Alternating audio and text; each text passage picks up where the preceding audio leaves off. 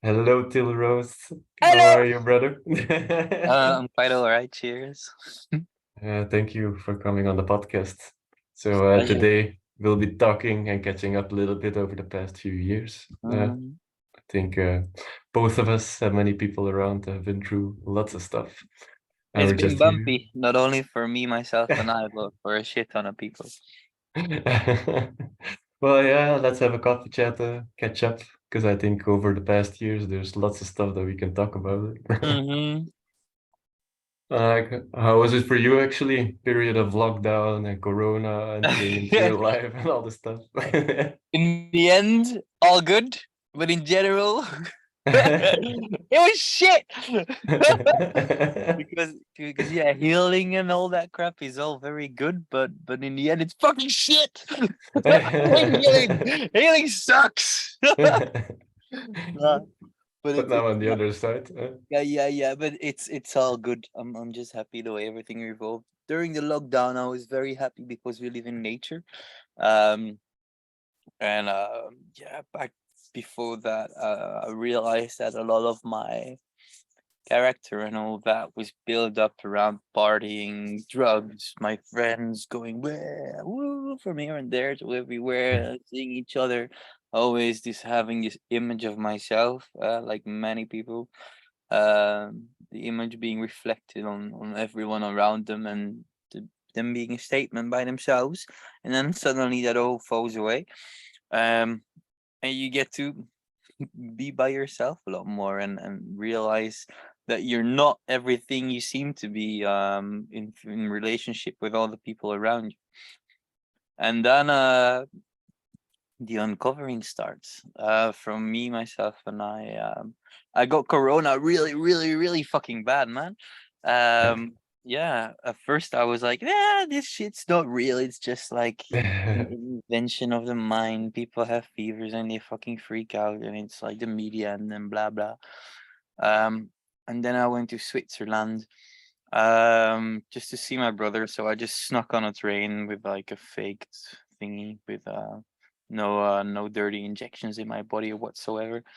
Um, and I got there to see my brother, and then well, in the mountains, I got some case of corona. I Mhm. started feeling really sick and insecure and all of that, um, and I hopped on a train back home, and I was in isolation, um, for yeah, for 2 weeks, which was not easy, um, because I missed my girlfriend for a little bit. Just to state, a bit of, I'm just gonna go up into the story because it all Mhm. kinda relates. I've been together with this chick back in the day. It was for 3 years and a half back there, and, just like any boy that's been hurt, I had my luggage and all that, and it was very hard to be with her because, like, for some reason, I could not, like, dump her because some part of me just wanted to be with her all the time, but I could not open my heart enough. I could not be satisfied. It just wasn't enough. I was looking around here and there and everywhere for like better girls, better tokens of love, falling in love with like every image of beauty I could find, but not having enough guts to show it to this woman. But for some reason, I just kept on being with her because I don't know. The gut told me to. And then the isolation came, me being very sick and going through a lot in my mind. It felt like really strange what it came and brought to me, and her being away, far away from me, and me not being able to see her for like what, 3 weeks, me being sick. And I don't know, I think, yeah, I'm pretty sure I in my lockdown period, like, I started really missing her. Mhm. um and then, just for the record, I can talk about plant medicine and all that, Yeah, yeah? man. All the Ah, all way. good. No I censorship thought here. so, I threw myself into my little yurt into a big fat mushroom trip, Uh-huh. and I ate a big chunk of Amanita muscaria on top of that as well because I don't know why, but I just thought it felt right. And I've had a lot of mushroom trips, for the first time, it really felt right. And man, I was scared. I felt myself going very numb and all that shit. I was just being by myself in the little yurt in the darkness, and I was like, whoa, this might not have been a good idea. And then Yeah. I think I started vomiting and whatnot just to get it out, and then I ate more mushrooms and I just felt like really the strangest trip ever. Um, and I was about to give up. And you know what happens when you give up with plant medicine? You It let finally go. gets to you, and it finally gets to you when you finally fucking surrender to it. And right before Mm-hmm. falling asleep, like it all like, and Oh, that's when it happens. Hey, wow. the heart opens up. You realize that it's all right, and that you just been scared for love. And Mm-hmm. I find that the whole Corona situation all happened for a reason. Um, it made me go through hell from that moment on, because when the heart opens up, everything that's been stored down there that has been Uh-huh. shit comes through as well. And from that moment on, I've been going through I don't know, trauma after trauma after trauma, like all the things that were acquainted to my old relationships, all the hurtfulness that belonged to different relations suddenly became mirrored on my own relation Mm-hmm. to that girl. Um, and I don't know why, but like a massive insecurity and some sort of like, I would almost like call it some sort of psychosis and restfulness overcame me. Um, Deep down, I knew I was still there. I was. It was just really a lot to take for the mind. Mm-hmm. Yeah, but I felt that old habits, old parts of myself, old coping mechanisms, old everything just did not suit me anymore. It just Mm-hmm. wouldn't budge. I was like, nope, nope, nope, nope, nope. Deep down, I think I knew it was gonna be all right, but then it just all started like building up big time, man. Whoa. Um, yeah. What then? I can tell you, it's not easy if you project all your fucking trauma and insecurities and all that shit on a relationship. Mm-hmm. She is Yeah. your lover, she is your missus. She is not your fucking doctor or therapist. She can help you, she can be safe. But man, it was just a lot.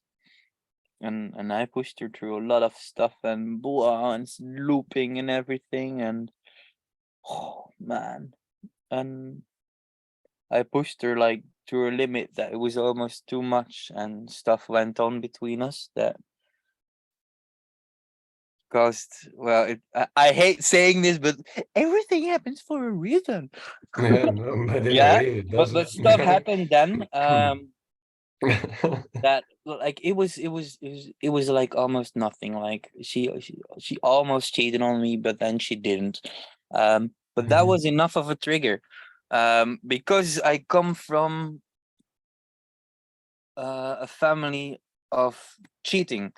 Okay. My mother, unfortunately, um, she cheated on my father for a long time with one of his best friends. So like, trust is a big thing. If you hurt my trust, it Mhm. really has massive impact. And then I got to learn what karma is, because to like make a little schedule. Um, my father killed himself 5 years Oh, ago. wow. He was manically depressed, and I could really feel that a lot of the shit he couldn't resolve back in his Mhm. days landed on my back. That's how it goes over generations, That's what how your it bloody parents don't pick up. goes. And Yeah. I felt like so many things and traumas and whatnot coming on my back as well, that did not belong to me.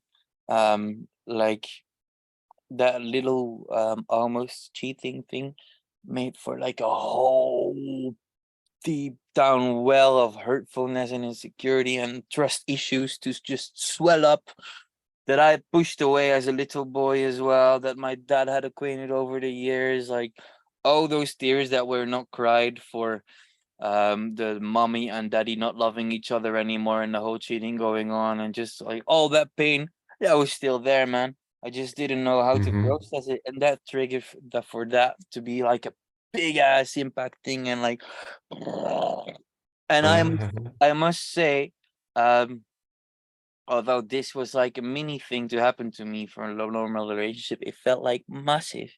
And I just had such a hard time fucking processing it, man. Um, But it was a lot as well, huh? If yeah, you're talking, this goes way back to your childhood and this even, goes way back. It just yeah, all came at generations once. before, huh? And like it became a mission, and a very hard mission to love through all that. Like a big fear came over me, and a lot of people that I spoke with had this as well. Once you dig into the thing, like the fear overcomes, and it will be like, I call it a random fear generator. Um, you always find something to be afraid of, mirrored on a situation that you're in. For me, it was like a relationship based on insecurities and whatnot. Mhm. And like I would get all these questions, questions of built out of insecurity, and they would conquer my days. And I would ask my girlfriend one of these questions. She would give me an answer. It would be like really hard to get the answer because fear just was crawling over me. I was hugging it, and and getting an answer, I would find peace for 2 seconds, and my fear would immediately come up with something new to be afraid of, some insecurity, and that big, massive energy form of trauma, of darkness, of insecurity, all that just gave me very poor life quality. It was just hanging there Mhm. all the time. I was a fraction of the thing, of the strong fella, the really secure guy, the the me that I was before. Um, Uh-huh. Yeah, the and sun up. it was one of the biggest discoveries of me that um I needed to allow this fear.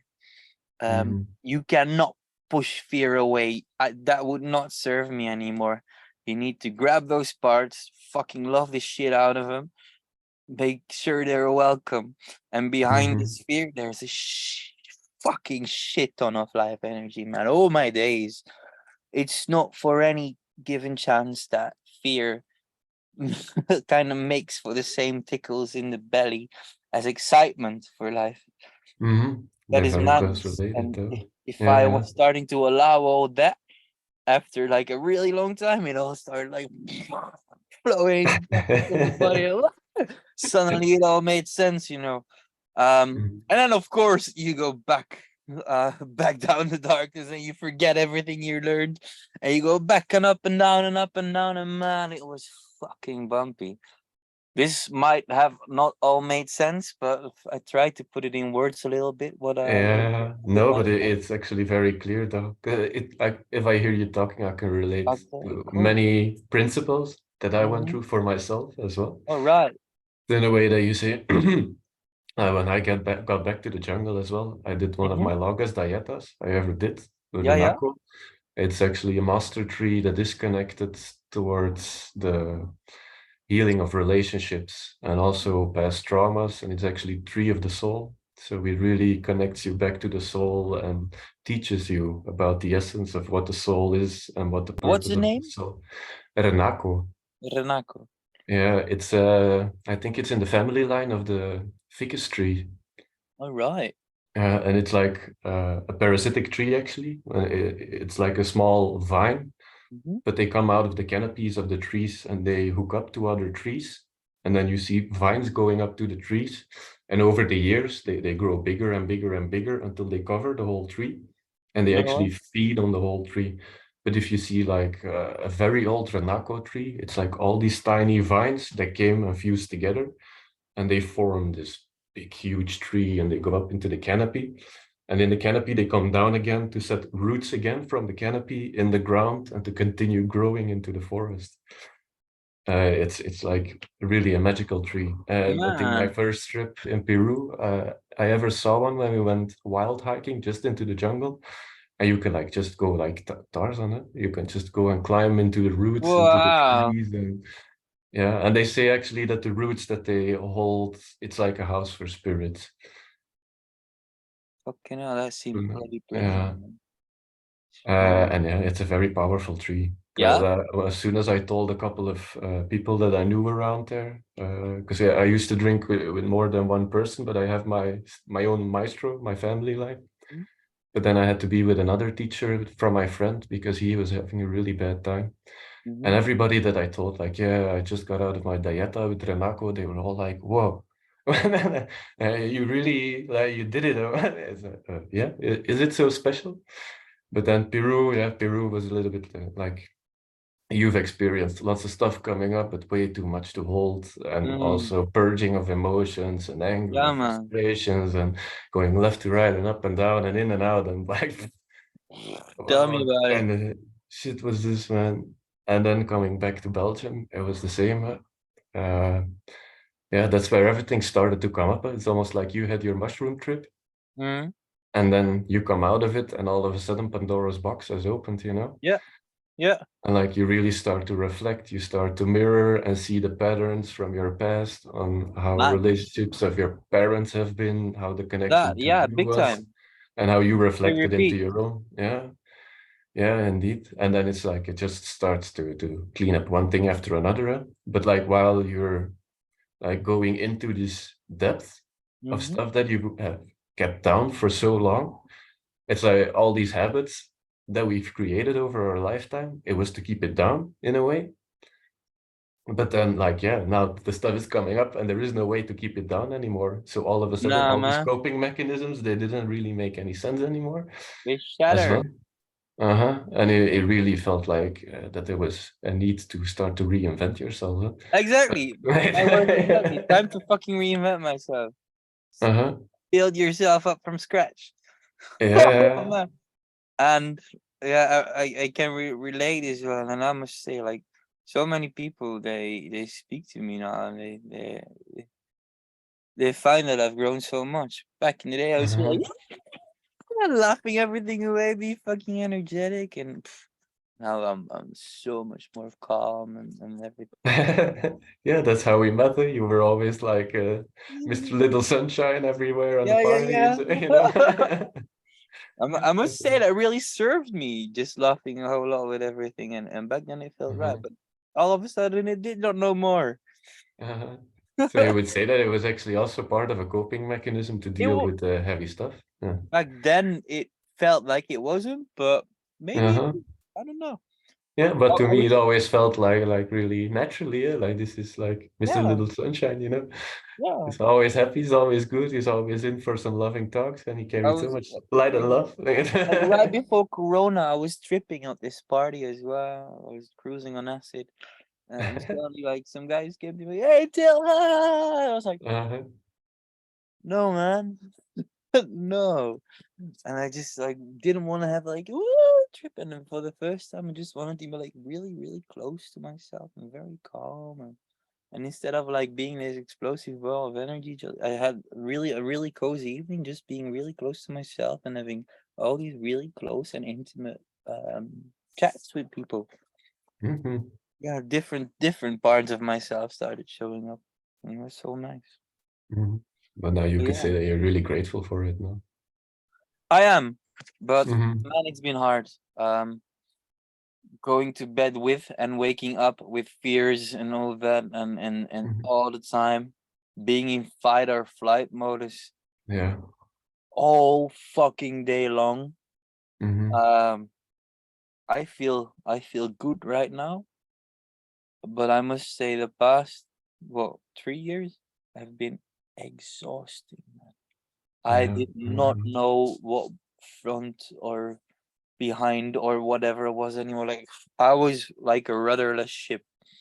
Um, Mhm. I had no way of knowing what I wanted anymore. I had a really hard time making decisions and just being there in the now in the conversation because I was just going through all this madness, and it was insane. Yeah, And yeah. living a normal life, if you're going through all that, and I speak for a lot of people now, is Mm-hmm. really fucking hard. Yeah, Well, it isn't. the, And then you the- have all these expectations from society as well. You have to go yeah, work, and you have to pay your bills, and you yeah, have to yeah, yeah, maintain your yeah, social relationships, blah blah yeah. blah. I'm a tree worker, and I Yeah. would be like fucking 20 meters high in a tree with my chainsaw, and suddenly, and suddenly like trauma Mm. hits, and you know, I'm like, what the fuck, man? Not now. But yeah, you just finish your job and you go and you come down and you're like thinking about all these things that have nothing to do with work, but you need to be full focused. And man, it was bumpy. But Yeah. when you go through it, um, and for people listening that are going through it, you will go through it and you will make it. Um, it all fucking makes sense in the end. You know that Mm. it's a buildup of all you've gathered, of all your parents or your really close relations have gathered, all things that you carry along, and you just pull through, and then you grow, no one way or another. Um, I've tried a whole lot of different things. Um, so many plant medicines and whatnot. Like I went through a whole trajectory of basically every plant medicine there is to find here in Belgium. Mm. Sometimes it was too much. Um, it was really a lot on the brain, and like back in the day, um, I would take a whole lot of everything. Big lines, big doses of acid, shit, big dose of mushrooms, um, a whole lot of alcohol back years ago, and everything like okay, just Yeah. pour it in the machine and it'll. And I find now that going through all that, um, it is really nice to just have a tiny, tiny little bit of everything, because once the gates are open, you just need a little trigger, man. And it's Listen, time to yeah. get all this energy, all that deep down from yourself. Mm-hmm. Of course, I may not speak for everyone, but I find that it really, really works, because if you're going through this whole transformation, your body needs to be at full power. You can't go on a weekend of fucking binge drinking and expect the healing process or the growing or whatever just to be mighty fine on a Monday and you can just continue. No, No, no, you have to no. recover if Of you do course, and destructive then stuff. and Yeah. then all the fears and all of the insecurities are a whole lot bigger, eh? Yeah. Um, Mm-hmm. But it is as well that if you keep it pushing down or you keep avoiding specific things, it yeah, doesn't go away. It's always like it always in the shadow in the doesn't. back, Yeah. like pulling your pants like, hey man, Man, when are you hey, gonna hey, hey, watch hey, me? hey, I'm still here, I'm still here, I'm still here. Hey, man, after this lines were out, I'm gonna be back. Watch this go. You're gonna feel shit. Haha, better have enough. Fuck, man. Hey, but yeah, you Uh, get to know yourself in a whole different way. yeah, And yeah, I'm it is grateful. grateful, of course, though. Like you wouldn't be here today being the person who you are today without all the stuff No, you've man. experienced. Nah. Have you never had Mm. fear of all that? Because you seem like you really, really, yeah, you went through all this shit, you la la la la la. So Yeah. did you just dance through it and understand it all, or was it shit for you? No, man, Well, not at all. I would say like the majority of my life, I lived in insecurity. I was a very introvert person mm-hmm. as well. And definitely the time that we met, I was constantly living in fight and flight modus. Yeah. And even that it didn't seem to many people, they really thought that I was actually a very calm guy. Mm-hmm. When I was around people that I Oh, just feel a sec, good hold with, on. yeah, sure. Ja, just a second. Ja, doe maar zo.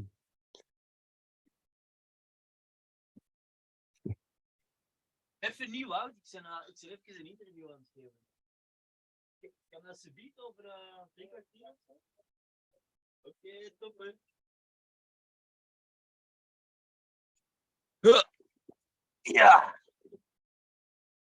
Ja. So I was really like an insecure guy in the past.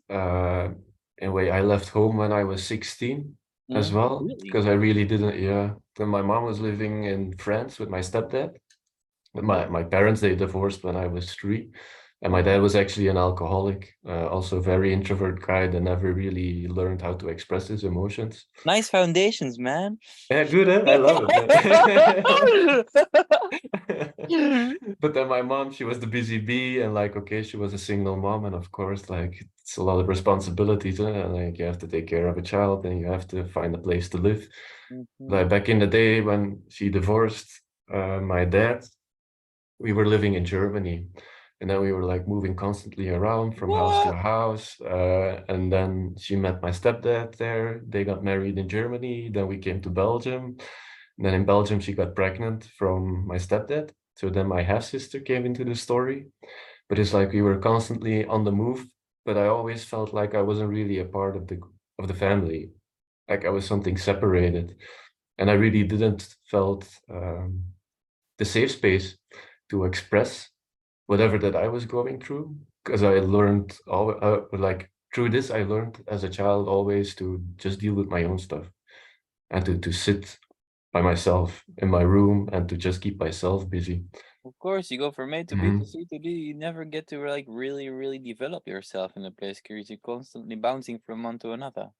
Yeah, indeed, indeed. And that is actually the majority of my lifetime. Even if Oh, I go back later, then when I was already moved out of the house, I did the same. I was also regularly going from place to place to place to place. So I never really had like a strong foundation. So I was really forced to find the foundation in myself, in a way that it doesn't matter in which environment you are. Like you just have to learn to know yourself and have to hmm. learn how to find something stable within yourself to create your persona, your identity, like who am I, what am I supposed to do here, Really but then find home in yourself, to put it in a yeah, little way. yeah, it is. And in a way now I can look to it back in a way that it's really like I'm really grateful for it, because Yeah, man. by going through all this hard stuff from a young age, like if I see what I already did, I'm 33 today, but I'm already on paths that I really like. This kind of psychosis experience that you had, I had it years ago, Mm-hmm. even For from long? before Corona. For how long? It's actually hard to say. I think I was around 18. Yeah, it was at the end of the party scene for me, though. I would say around my 18, it Mm-hmm. really was the worst period. But then first to go back to the story, Yeah. like was in France, no, Belgium. But then with my stepdad, things were not so good in a way. As soon as my sister came into the world, I kind of disappeared on the background. It wasn't also important anymore. Oh, handy. And I kind of had the feeling that yeah, I wasn't a part of the family anymore. And then I actually wanted to move to my dad, and they made a decision that he got a how do you say it?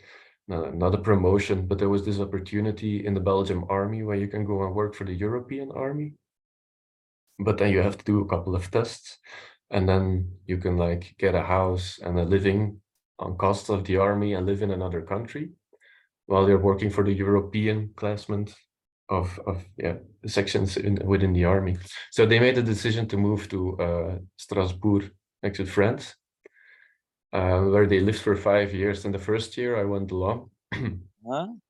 But then over there, I started to realize, like, yeah, I don't want to be in France. I miss my life and friends in Belgium, because it was really hard to leave your whole life that you managed to build up in Belgium, then Yeah, leave finally. it behind when you're 14, and until my 15, almost 16, I lived in France. And then I came back to Belgium. And that's where the journey for myself started, when I was alone. Because I wanted to go and live with my dad, but that was just impossible, man. It was a small apartment, and I needed to live together with my brother in this very, very tiny room where you can maybe fit in a bed and a desk, and the room is full. So yeah, that wasn't Oh, really a good thing. no Uh, masturbation going on there, man. yeah, cozy, cozy. Yeah, Let's yeah. get the game starts. Are you asleep yet? So yeah, but that wasn't comfortable at all. And then I actually got to boarding school. But then as Oh, soon I was 16 when I got to boarding school. And that's when the doors opened for me. All of a sudden, I had no parents watching me anymore. I kind of was by myself. Okay, in the weekend, I had to go to my dad. But my daddy also didn't really care what we were doing in our You're free still in time. France, yeah? How? This was still No, in France? in Belgium back. When I Oh. was 16, yeah, I left France because my mother and my stepfather, they still had a contract for another 4 years to live in France. Mhm. So I actually left my mom when I was 14. 16, sorry. Yeah. And then I went to my dad and I only stayed there for the summer through the whole situation of the living situation over there as well. And he was kind of like really military in his education in life and the way that he's parenting as well. How to say this? Yeah, yeah. Just get stuff done and you have to clean and you have to work. And like his mentality was like money is important, your career is important. And as soon as you get 18, you have to know where you're gonna live and you also have to know who you're gonna marry already. And you Oh, have to man, see huh? where your life is going and like getting friends in the house, it's just a waste of time. You can trust friends. Don't let them into your personal space because they only come to use your food and to use your money and to live on your costs and all this kind of stuff. Because I was quite rebellious when I was younger because I didn't feel like that at all. You know, and that's actually one of the reasons that I decided to go on boarding school and take stuff on my own terms. Is he all right now? He actually died before we left to Spain in Oh, whoa. 2021. Sorry about Yeah, that. in November he died, but it's okay, man. Can I ask you how? Yeah, he was already for a couple of years in a very bad situation. He had a car accident a couple of times, so his hip were already fucked up for a long time. So he was very bad immobility, but then also through the years of smoking, like chain smoking, filter cigarettes, drinking lots of alcohol. He also had heart problems. The same with not being able to process emotions and frustrations. He had a couple of strokes multiple times. On the road It's he come from? and then I think in the last 2 years of his life, he has been 2 times in a coma, but artificial coma, that he needed to keep him down to actually be able to recover from the strokes that he had.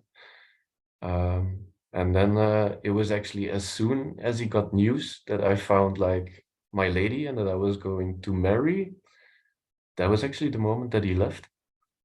Almost like he was just trying to hang in there until he noticed that his son was kind of starting to create his own family. Whoa. Yeah. And then he just passed away silently Whoa. from one night to the other day. Yeah, it was over, which was really weird, man. Yeah, we were then, I came back from Peru then after the long dieta, which is also a story by itself already. Yeah? Because I in Peru, then I have to go back to the spiritual, and then we can bring it together again as well. It's you know me very well in the past, like how I was with my plants, and that I always try to keep my feet on the ground and double check everything that I gain from insights before I really go into the spirituality and like you see positivity and only light and love and da da da. No, no, You no. know, yeah. Yeah, yeah, yeah. So yeah, then all of a sudden just before leaving, I meet this lady. She's doing Akashic records and diving into past lives and soul history, you would say. But for me, I was always really skeptical in it. Although that I had a good feeling with the lady, I was like, okay, maybe it's just time to check in and to see what it brings for me. Mm-hmm. And then she talked Over about the those. life, that I was like a healer in the Mayan times, like a Mayan priest, and that there is a reason why I'm connected to plants, and that she saw me working between Europe and South America, and in a way that I'm here as a soul to connect or build a bridge from all traditions to the modern times that we live in today, to bring back all knowledge in ways that it is comprehensible for modern day times. And I was like, yeah, okay, I can sit with it and I can understand it in a way. And that's how I went into my dietas. But then things started to unfold in the jungle. And it's like, I don't know if you have this experience with ayahuasca as well, but it's as soon as you book the trip and you plan to go back to the jungle, It's Just start almost like working. the jungle is already preparing your schedule. Like, oh yeah, he's coming back. Okay, so these are the next topics on the on the agenda for you. You Yeah, come man. back, you're gonna have to go through this, da da da da da da. Da. I literally started like puking shit out whenever I made decisions like that, or like whenever Oh, I allow myself to like book a ceremony or whatever, like I would vomit yellow like a Campbell, like days well, before, just for myself, like "Wah, that has to come out before this." So yeah, oh wow, when that's you allow pretty yourself intense. to dive into that, the body knows. Uh-huh. So interesting. Yeah. Well, yeah, and then for me it was the same. As soon as I came there, stuff started to unfold. Like first, I came to a property where I was supposed to take care of the property together with a Peruvian guy that was already living there. Hmm. And then things didn't turn out exactly all the way like they were supposed to be. He wasn't taking care of the camp during the time of Corona. The owner was gone. So like the place was really like crumbling down under fungus and rotten wood, and Oh like man. he didn't took care of the place at all. So there was a lot of work. But then at the same time, I came after Corona. I just left my house. I closed my life down. I really first needed a month to really get down on my feet and to calm down. Like I really Yeah, like yeah. needed to come down from the burnout of the West, I would say. But there was no time for that. And as soon everything started up to build up to really get me to a point where I was so frustrated and angry again that I couldn't contain myself in a way. Yeah? Like I just wanted to close myself off of the world. And then I kicked the guy out and I closed the community to just go and sit and work with the plants. That's where the dieta came from. But then during the turbulent time before I went into the dieta, I reached out to this lady again to get some deeper insights in like what the fuck is going on here. Like I really had the feeling that I needed to go back to Peru. This is something that the plants have been telling me since my first ceremonies. It's like, yeah, just come to the jungle and we take care of you. Like the more you offer, the better we can serve you in a way. Like the more that you open yourself up and the more that you let go of the old patterns Mhm. and the old life that you have, then we can really start to prepare you for who you truly are and what you really want to do. But I was always like, oh yeah, no, but I love my party life and I love my life in Yeah, of Belgium. course.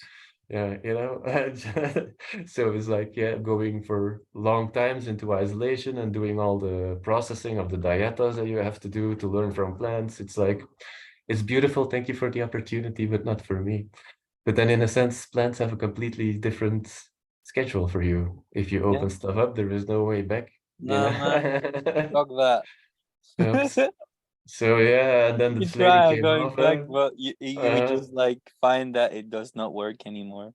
no, indeed, because usually you just open it up, and all of a sudden the coping mechanisms, nothing works anymore, man. You can have breaks though. It is, A it wise is, it friend is. told me like you can ask for a break. Yeah, man.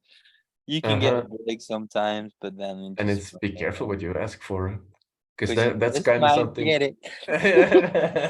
Man, fuck. No, but I really learned it the hard way. Like I always was really big with my ultimatums. Hmm. Just to give you an example, with my last dieta, I was like, okay, I'm gonna write my contract out. Like this is what I want to learn from the tree, and that's the reason why I'm gonna start to drink you. Hmm. Like just get rid of everything that's standing in the way of having a healthy relationship with a partner and with myself, with everything. Just get Okay. it all over with as quick as possible. And now, if you really have to have a really quick recap, past year, it's just one thing after another that came up. Hmm. Every unhealthy behavior, every unhealthy pattern that came back from parents, from past, of myself, of things that happened between me and other partners, or yeah, I don't know how to say this. That it just all came up one after another. And I was like, I want to get everything done. So yeah, I didn't plan any breaks in. I didn't said like, okay, yeah, just but like take it easy there, take it easy there, give me time with that, give me time with that. No, just get it all over with and as quick as possible. But And people that's need to be actually mindful of the intentions they put or shit they ask because no, anyway or another, mhm, you're gonna get it served on your plate, hot or cold. it is, and I learned the hard way, but it's all Yeah. fine. But then, yeah, I asked the lady back in Peru for another reading to see, like, why is this shit getting so bad here in Peru? I thought I was supposed to Lady is come here your and current to lady. live. Yeah, Yes, yes, this is my yeah, wife now. yeah, yeah, yeah, yeah, yeah. Yeah, Yeah. continue. So, yeah. And then she came up with a second Akashic record reading and she started to talk about Atlantis. Um, and that she saw us together in Lemuria. And I was like, oh, but like, why are you getting yourself involved in my personal readings? And it was kind of a little bit of trigger and like, okay, now I really have to double check here if things are really all right or if I'm It will be getting for me as into some. well. I would get skeptical when it goes the Atlantis way. Yeah, yeah, but the exact same here. Huh? It's like, yeah, come on, yeah, this is all beautiful, but how can I prove this to myself? How can I really relate to this? Because I don't have any memories. I don't see anything in ceremonies. I only feel, I hear, and it's all about my gut. And there are these occasional ceremonies where I really go very visual, but it's not at all like you hear people talking about seeing spirits and their guides and seeing past lives. Like if I have to go back to my wife, if she talks about her visions, it's like she's gonna go and sit in front of a computer and it's like, well, this is what I see, and I just see it here in front of my eyes. That's not at all how it works for me, though. So yeah, I was really skeptical with that in the beginning, but then at the same time, I was experiencing very weird stuff that she was getting into my dreams. I could feel her presence when I was doing things in the jungle with plants. It would affect her in Belgium, and we didn't even met each other before in life. She was in Belgium. She was in Belgium, yeah, because she's Oh, from Belgium as well. Yep. really? Yeah. Oh, Yeah, I think the last part where she lived was Hest op den Berg. So it's just that's closer to that's Antwerp. like 15 minutes from where I live now. You Well, have there you such a go. neighboring village. Sick. So yeah, and it wasn't the intention at all to get into a relationship or anything, but it was very obvious that there was something going on between us that was very old and then needed to come up because it came all together with the dieta as well. And then by having these things, all of a sudden this tree showed up at my door. My neighbor came by with a whole bunch of Renako. He's like, yeah, I had the feeling I had to bring it to the camp and like, yeah, you guys can do with it whatever that you want. I was like, oh, okay, interesting. So I started to cook it and I drank it for 3 days. And it became very clear that this kind of synchronicities and the way that I was connecting with this lady that I only contacted professionally to get readings, that she was getting into my energy and that there was things coming together. So everything that she was telling me, there were specific things that started to come up in ceremonies and also during the days that I drank the plant in my dreams and just even in my walks in the forest, that I could hear a voice, but that wasn't mine. I could feel a presence, but that wasn't mine. And it always felt the exact same at the moments that I was connecting to her over the internet with voice messages and messages, just to talk through the process. Because there is one wonderful thing about her is if you do work with her, she really stays in touch with you. It's like, okay, she opens a box of all kind of weird stuff from the past for you, but she doesn't leave you with the box and it's like, yeah, I did my reading and like you paid me and yeah, sayonara. So like she really stays on point. And if there is stuff that you need to talk about, you're always welcome to talk about it. Mm. And that's how we started to connect deeper and deeper and deeper, actually. And over the time when I was there, she was still perceiving things because by me accepting and opening up to certain stuff, drinking plants to go deeper into it, it opened other stuff for her as well. And it was like we started to put a puzzle together, and all of a sudden it came more and more together in a way that I even start to see how traumas and very really crazy shit of executions and crappy traumatic stuff, man, that happened, how it still influenced me today in ways that I was always scared to be around kids or to allow kids to come closer to me to open up. Because if you open up to kids and you take them in, if they take them away or something goes wrong, it hurts bad, man. And it's on a complete different level than with a relationship with a partner. So this is actually one of the reasons, like for example, the biggest thing with kids for me was in Atlantis, our oldest daughter was about to get her initiation into the temple that we were working. Um, but it was like right at the tipping point when Atlantis was being overmastered by fear and darkness, because they really went out of their old golden age into a layer of fear, where darkness took the upper hand in a way that polarity became more present in society. And it's like this really, like this split happened. There were like people that really wanted to control specific things, and they wanted to get the highest lines of spiritual orders out of the way and take knowledge away so they could rewrite belief systems through Mm. control, through fear. And they went on these raids, you would say, on executions of high level people that were working for temples and containing knowledge from, yeah, Did you millennia, see you this know. in a vision, or did she read it to you, or like did you You connect know, it? for me, this was all things that I felt and things that the plants told me. And it came together with the picture of the stories that she was bringing puzzle pieces to me. And by having these puzzle pieces, I had like the exact puzzle pieces to go into the ceremony where I could get deeper answers and I could get like a bigger picture where they brought the puzzle pieces together, like, I you must know. say, like, if people would tell me this stuff, it would all seem very far-fetched, but from you going through your path, I just take it as your truth. Uh-huh. So, Yeah, but then at the same time, it was for me too far-fetched as well. So I really was going into the jungle between like, whoa, this is crazy information. Like, fuck, did I really push it too far now? Am I really going crazy? yeah, yeah, yeah. You know, and it's been for a good year that I really was in and out, this like double checking myself, like, oh no, am I getting crazy? Oh no, is this true? Like what's going on? But then like at the ceremony that the daughter was getting, like I was faced with seeing my family being murdered in front of my eyes in a really brutal way. And ever since that lifetime, I've been actually the majority of my lives have been alone, that I didn't connect it to family anymore. I didn't connect it really with loved beings. And I've always been working by myself and doing my things with plants and going around in lives where I really kept myself isolated in a way. And then I can relate to it, to the fact that I avoid children in my current day lifetime, Mm, in a way. yeah, Failure, no? big time. Well, and it's like that's how I started to connect specific things now afterwards that you go through it and that you get, of course, the specific insights.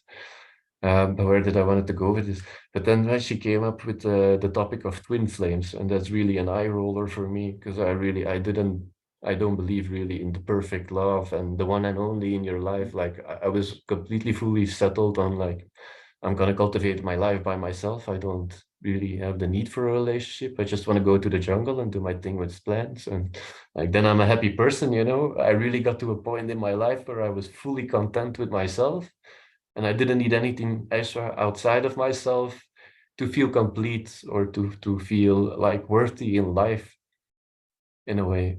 Mm. But then this started to get deeper and deeper. Uh, and then till the point that she was like, yeah, I would want to leave because she was in a really bad toxic situation in Belgium as well. And she was like, yeah, I just want to leave here. And we were trying to get her to come on holiday to Peru so we could like meet and feel each other and see like, how is it to be together with Wait, you? And you had never met her then? no, Oh, the only, Akashic reading thingy that was over the internet. yeah, she just Whoa! had a picture of me and my full name. And I was just like, yeah, just give me whatever comes up for you, without telling anything about what I was doing besides like, yeah, I'm just about to move to Peru, to leave my life in Belgium behind, and I'm actually curious what you could like fill in, like why is Peru such a big thing for me? And that's how I started to reach out to her, and how all the information came out that I've been talking about now. There's always something that I do with this kind of things. I give them the least amount of information that I have just to see what they have to bring, Yeah, because I don't because want if to you give them put a too whole lot, much. like, yeah, they can Yeah, be full of scam. otherwise you can give people so much information and they can just start to build with the information you already give them. Yeah, Yep. But there was too much things that she was hitting straight on all the time, yeah. time after time after time, which was No really coincidence, crazy. no more. And then with the things that were happening in the jungle and the way that we started to dream about each other and having all these synchronistic or yeah, synchrone experiences. The same like Right. when I opened my dieta as well. The first 2 weeks, they were really good. It was actually fine. But Mhm. as soon as I opened my dieta, because I put her as well in the contract, because it was obvious through the past life experiences and memories that were coming up now, it was very clear that we had something between us in a connection. If it would end up in a friendship or a romantic situation, that wasn't even a thought at that time, but it's just like this is a connection that needs to be cleared out. And I put her in the contract as well to clear stuff out of whatever that's been stuck in the past. And then, yeah, the first 2 weeks, she went through lots of stuff, like all kind of weird memories coming back from herself. And she went deeper and deeper into this lifetime of Atlantis and Lemuria as well, where she started to see stuff that was very traumatic and that she was kind of avoiding as well. So not the fun part of seeing things happening. Because like you can go and get a regression, or you can get like these Akashic record readings, and it's all about unicorns and rainbows and Yeah. all the positive stuff, but there is nobody really talking about the dark stuff that you really don't want to face. No, yeah, she was completely opposite of that. So, but then the other 2 weeks were my turn because I did it for yeah, for a month. And then after those 2 weeks, I came out of the dieta, and then we got to the conclusion, like, I think it's even better that we actually try to meet up and see what it is, how we come together, because there is really lots of stuff that's coming up that we really, both of us wanted to clear out, because she was really on point doing her own work, working on herself. Like Hold she on. really Just a chose second. to, yeah, go ahead. Yeah?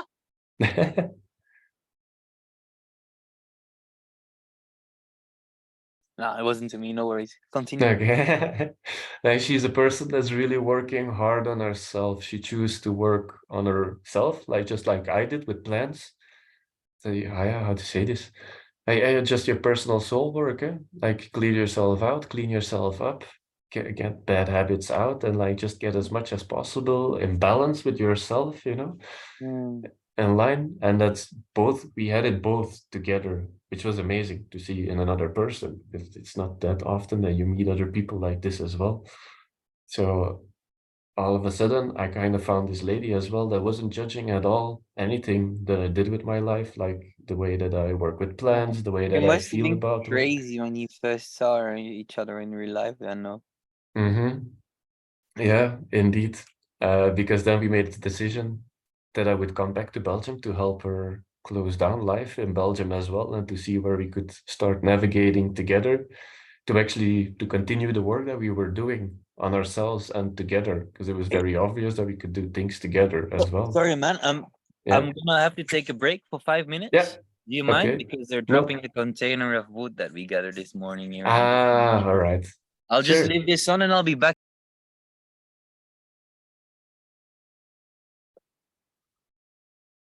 Yo, sorry to keep you waiting, man.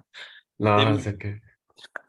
yeah, the container guys messed up. They just like poured like 10 cubicles of firewood on the middle of the street here. But I'll resolve it later. Jesus. So you All were right. saying you and the missus. Yes, but yeah, I even took a tiny notebook with me just to write a couple of things up, because man, like the story is so big, so much happened, and it's really hard to synchronize it and to Mm-hmm. bring it in a story to other people now as well. It's like, yeah, it's quite a challenge.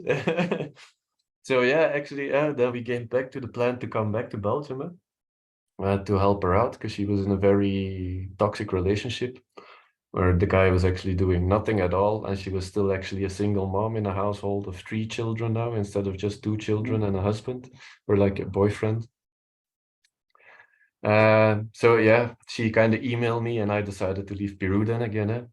So to check out like what is really up with this lady, because there was just too much weird stuff happening, man, that I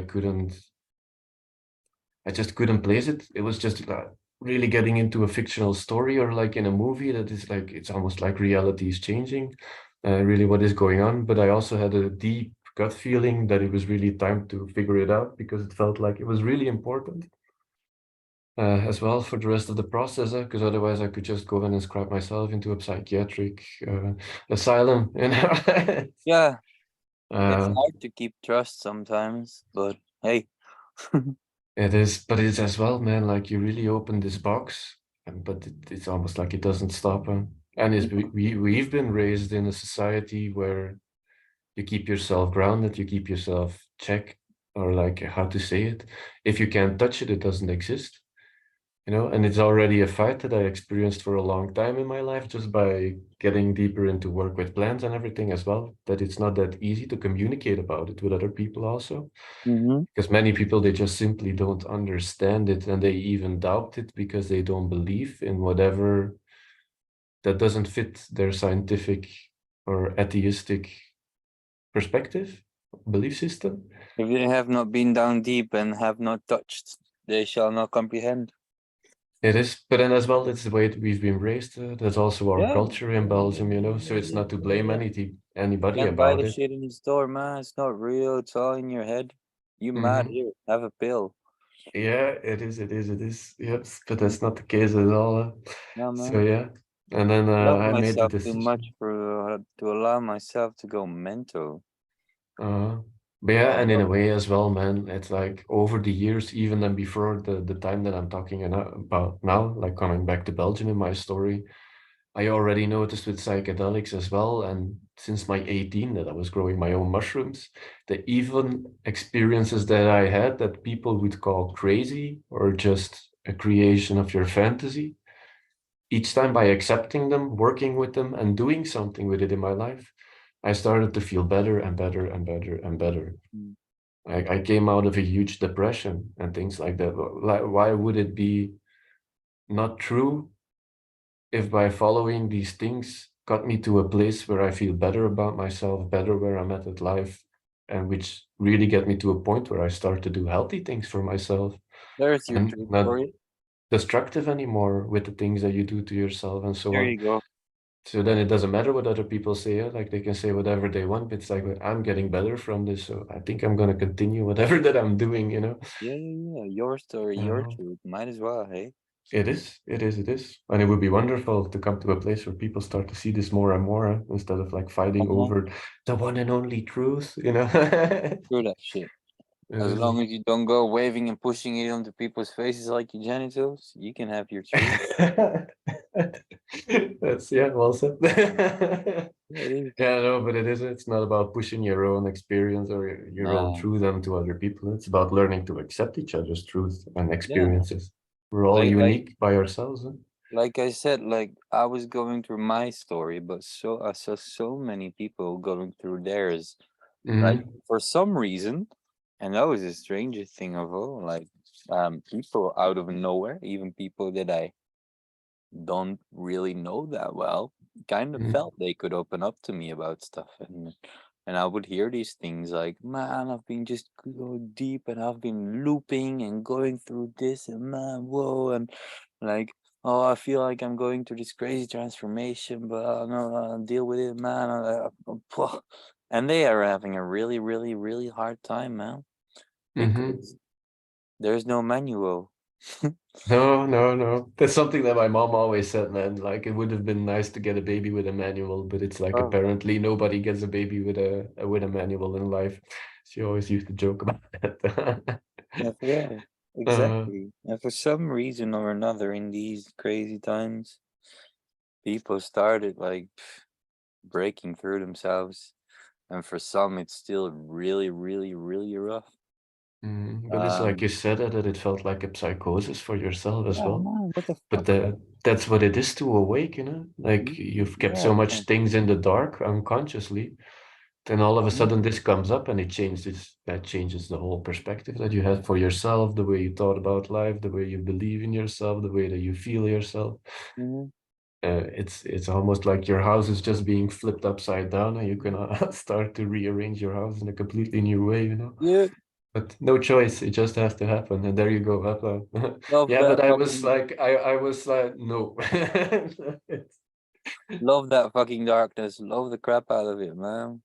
Yeah, but it is That's what like, it is. yeah, I really learned that, and I can only speak for myself, but that it's actually, as long as you're in that kind of position that you don't want to see these kind of things, you're denying a big part of who you are. Mm-hmm. And it's by really embracing it all, by starting to love it all and see it for what it is, and being grateful even for the most fucked up shit you've experienced, that all of a sudden there is really a way to feel yourself complete again. And to Or see like a good all the friend of mine always says me, you can also just like push it down until you're 40 and then die of a heart attack. yeah, that's That's also a way. also an option, no? It is an option, but I rather don't feel so uncomfortable. Yeah, it is, but it's what we saw many parties as well, the way in our social circles when we were younger. Like, yeah, why would everybody be going on from party to party after hard work weeks and Mhm. using so much of substances as well? And Not for that myself not as at well, I can all. speak that it is to avoid things, to catch a break or to catch some air instead of always being in these dark feelings or not feeling well in your body or Don't get me being wrong, substances yeah. can be fun. There's just Uh-huh. different ways of using them. That's not what I'm saying at all. And Yeah, like no. I really enjoy them as well, but it's about going on with it in a responsible way, Yeah, know. yeah, no, fuck. So yeah. Uh, but yeah, and then to come back to the story, that's where I kind of decided to come back to Belgium, because things were getting just too weird and I wanted to figure it out from up closer. So we decided to come together, and at that point we still didn't meet each other. So it was just like, okay, I'm gonna start to look for an apartment, so we could just like spend a couple of weeks at the sea and see and feel each other and see how it goes by really meeting each other in real life. And so we did it on the 22nd of October in, what was it, 2001? Mm, Yeah, I arrived in Belgium back in, uh, which wasn't the 21, yeah? idea at all. 21, yeah, Yeah, yeah, yeah. Yeah, I recap because time it really has become funky in the yeah. last time and the last period, I would say. There's so much happened that is almost incomprehensible that it only happened in 2 years' time now. How was it then, seeing her? It felt really familiar, almost like seeing family again that you haven't seen for years, I would say. Like it's like you've always been together and it's normal to be in each other's space and surrounding, which was very weird because I was most of the time I was really uncomfortable in my relationships with partners and stuff. And being close to people, I like to be alone. I always lived alone, and I always had every day my safe space to be alone in my own room and do my own thing. The majority of my life I spent as a single, which is my comfort zone as well in a way. So this was completely different, very, very weird, because it brought also lots of feelings up that you couldn't place. Because like, yeah, where is this even coming from? I never even met this person in real life, you know. So yeah, it was very, very weird in the beginning, but then we stayed at the coast side, and I kind of needed to figure my way a bit around again in Belgium, because usually I was living in Ghent, and then being at the coastline in Belgium, Mhm. it's completely out of my social settlement, you know. Like if I would been back in Ghent, I could go straight back to work and do all kinds of stuff, and I have my social circles and my network and my connections, as well to do my medicine work for people that need combo and whatsoever. So it was very difficult in the beginning, but then I started to go on and off to Ghent to work at a tattoo shop again, and yeah, that's kind of where things started to get a little bit more weirder and weirder every day. But it was very clear actually that we made a good choice to come together, because it only brought up more, and in a way that we had the opportunity to clean it up as well. We really noticed that we were starting to get better as well. Same for her, 'cause she was coming out of a very toxic situation already for a decennia almost, even with her previous marriage in the United States, because she has been living in Arizona before she came back to Belgium as well. Like she had her complete awakening moment in the desert in Arizona, while the jungle was my territory.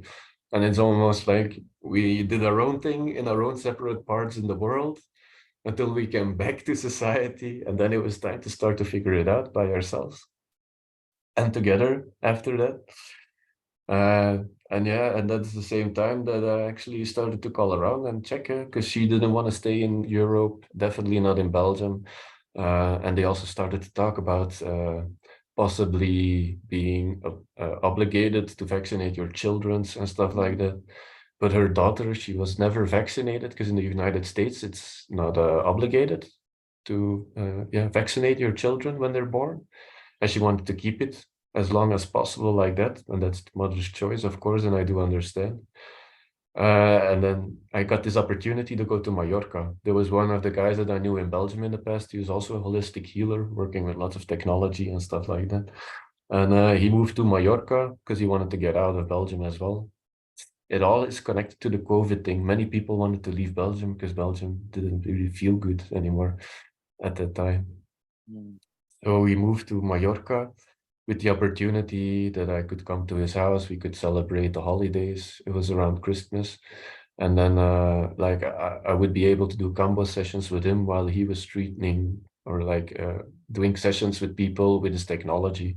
It was all with sound frequencies and with crystals and with light therapy, and he had all these funky technology things that Mm. were working on the energy body and so on, which was very interesting because he really helped me out big time to clear some things out. And Yeah, did it work? yeah, it really like I'm always really critical with these things, and I check Yeah, in with man. how I feel, what it brings up for myself before I really accept things like that. But then I rather take the proof to the practice, and just go myself through the experience to see how I experience Yeah, it and what it brings up for me without anybody else telling me like this is how it should go and this is how yeah, you should feel. And yeah, man, it's like, yeah. cool. And then that's been kind of my filter for my whole life, how I perceive my belief system as Yeah, well, exactly. you No, know. no prejudgment. No, indeed. And also like just give each other always the, yeah, as you say it, the trust for, yeah, no, I don't know. Het vooroordeel van de twijfel in Dutch. But I Oh, don't know that's how a hard to, one to translate. yeah. It's a benefit of the doubt. No? The better part of the doubt. Yeah, well, yeah, I think, Yeah, yeah, the benefit of the doubt, actually, benefit yeah. of the doubt. Like you Yeah. never really know what somebody has been through or what they've really experienced. And like you can anybody else, like how they should experience life. So it's always interesting just to be open and to listen to people and to just form your image of the world by checking in and seeing what's happening in other places and perspectives, and then bringing your own experience into that perspective. And that's where I make my decisions all the time. Like, okay, this is my experience and that is what I perceive. So maybe I should check in and be more open to other things because I had these experiences. Hmm. But then, yeah, that's how I really get into the weird stuff that I do today. And now I really got to a really, really good point, actually, of being comfortable with myself and really doing things that I love and living my life from passion now today, you know. But then being back in Belgium, it's like then we decided with the opportunity to Mallorca to go to Mallorca a little bit before Christmas. And it was a week before that my dad died. And then actually the day that we had to leave to Mallorca was the day after his funeral. But then, yeah, the day before I needed to prepare, I was still working that day as well, and we needed to get our COVID tests to get on the plane. So I actually didn't even took the time to go to my dad's funeral to say goodbye, but also because the relationship wasn't so well, even not with his side of the family also. And this time I had the choice of starting my own family and putting my attention there where people really value my presence, or go and support a family that actually never supported me during my whole lifetime. And the moment that my dad died, I had my first experience of really feeling a presence of somebody that died. Oh yeah. And I even know that he died before they even brought the news to me. I was already talking to him while coming on my walk back from work to home, that I already feel like, oh, you're here. Like, huh? But, oh, you passed away. And in a way, it was a very grateful feeling Whoa. because my dad came like, oh, wow, this is how it is on the other side. Now I understand you. Like, why did I even got so stuck up in my life? And it turned very quickly in a very funny conversation that he was like full of joy and enthusiasm. And it's like, and now I can be closer to you. I was like, yeah, well, I can live with this. This is a lot nicer than I ever knew Yeah. in my life, you know? Fuck yeah, man. And that's then even also the reason why I actually made the decision of not going to his funeral Fair and enough. just continuing I don't with. think he'll be mad at it for you. Yeah, well, he didn't mind though. And I actually explained this just a little while ago to my aunt or to his oldest sister as well. And they do understand it and they find it really beautiful that I have this kind of perspective on the situation. That's And that nice. they also understand the choice that I But it's made. not easy for people to understand. No, not at all. But it was mostly about them as well. That is like, why are you not here to support me? But it's like, it's not about you. It's funeral of my dad in a way, Yeah, the you presence is fucking know? real. If Mhm. relatives they pass away, they're just watching over your shoulder. Sometimes you can feel the presence, and it's just like these similarities, these crazy synchronicities happen. Like you just feel the whole shiver going down your spine. Like Mhm. Yeah, I know, but it is. magical moments ever since my dad passed. It was sick. Yeah. Uh-huh. Sometimes he's away for a while, and then he's back. And well, And do you also have the experience that you can just like focus your intention in connecting to him and that it just opens for you? I've never like I've actually never done that. But at key points in my life, I would he would be there, and there would be crazy signs, and could like feel his presence, and the whole world would stop. Like Hmm. a small example. I'll give you two actually, Uh-huh. because they're fucking cool. Um, first one, my dad had already died, and it was his dream to have his ashes spread out under a tree in Naxos in Greece, back on a beach where we would always go when we were children. It was an olive tree that was in the split between two beaches. And like after his death, um, we're four brothers, two half brothers and two half brothers, yeah. Hmm. And it took a while for us to clean up the whole house, and after a funeral and all that, there's a whole lot of shit that needs arrangement.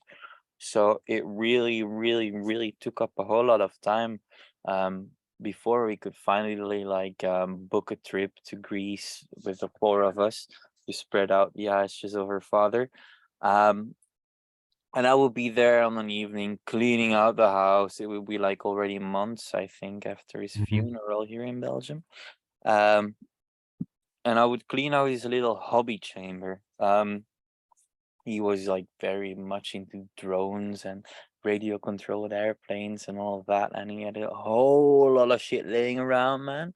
And I was Yeah. cleaning this room, cleaning this room, cleaning this room, um, and I had almost finished. There was like one kind of paper or something left in the cabinet, and I don't know why, but all of a sudden I felt the urge um, to uh, to step out through the window from the bathroom that he stepped out when he went to shoot himself in the garden. And I stepped out and I stood on the spot where he shot himself, and I was being led back to the place where I was cleaning out all his garbage. And that was one last, but like really literally the last piece of paper that was laying in a cabinet in the room before the whole room was like mighty clean. And I Hmm. grabbed the piece of paper, and on the piece of paper there's like a random beach. And for some reason I know I really, really had to zoom in on the beach, and I could zoom in with my eyes, and like like this little on the piece of paper, if I would zoom in, that would be this tree. This tree that he wanted to be spread out under. Like it w- it, Yeah. it was a very old picture of that beach, and I just know where I had to look exactly, like at this tree, and I was like, man, what the fuck? It was crazy, man. And yeah, another point, I would move. I live in a yurt, and I had found this really cool place to put my yurt, and I was moving all my shit and getting rid of all the crap. And I my daddy had like what couple of hundred like these old records. I don't even have a record player, but for some reason, like I just grabbed like 10 of those records, put them in a random bag. And like I was like, hey, I just want some of your records. Who knows if I'm ever gonna play them? They're just things to have because we sold all the rest of them. And like I was cleaning up my stuff and looking at my yurt in this new beautiful place in the forest. And I thought I was holding like one of his records, and man, I thought like, oh man, my dad would be really proud of me, like having my own little place here. And suddenly I felt this wind coming down my spine and the shivers. And I just look at the record, and like this title of this record is Papa. I was like, It's like, yeah, coincidence? No, not yeah, at all screw that, anymore. man. No such Yeah. thing. But that's beautiful at these kind of moments. Wow, man, magic.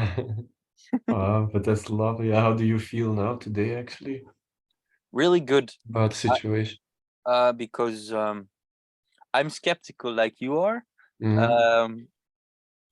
Um, but like I was in Australia, and I had just lost my father, and I was away from my Belgium situation, so the soul could heal. No drugs, no partying, just and it slowly Mm-hmm. started like healing back. And I was working for this lady, and she was a hypnotherapist, and I was fucking skeptical because I was like, yeah, fuck, you gonna hypnotize me, and I'm gonna. But I Yeah. was doing some work, and I either had the choice. I would get like for cleaning a whole lot of rooms, I would get like $150, or she would give me a free session. I was like, hey, why not? Yeah. Mm-hmm. And I went in there, giving her the benefit of the doubt. That is it. I gave her the Yes. benefit of the doubt. Um, and I just laid back, and she was guiding me through this hypnosis session, and I I was like starting to see these little things, and I just went along with it.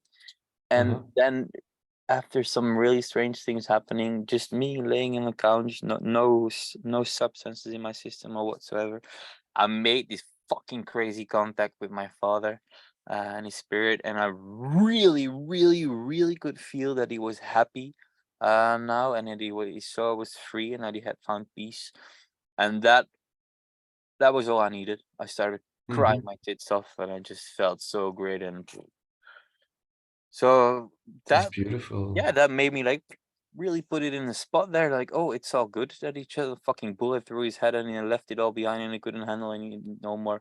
It's all good. He's happy now. Nice. Yeah. And now Of you're just course. happy, Yeah, for of them, course. Then came the karma.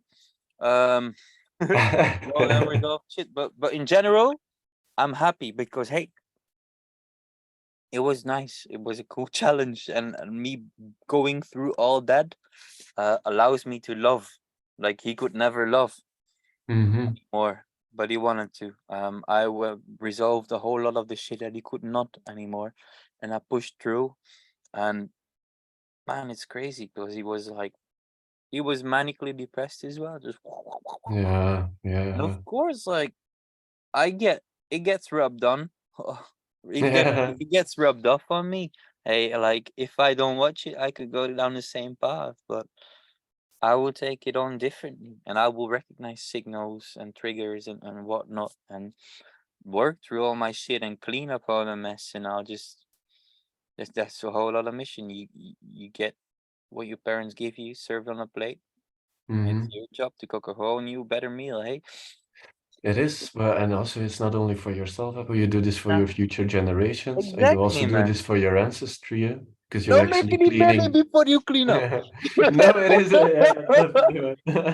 Yeah, that's been one of my main goals as well, and never start on your own kids before you clean up your own mess. Yeah, And exactly, this man. is nothing you wish upon your children to, yeah, put them into situations like this at No, all. but I have peace with it all. Like Uh, he could not know more. He tried his best, and well, it is, and that's then the place where you can find the gratitude for it.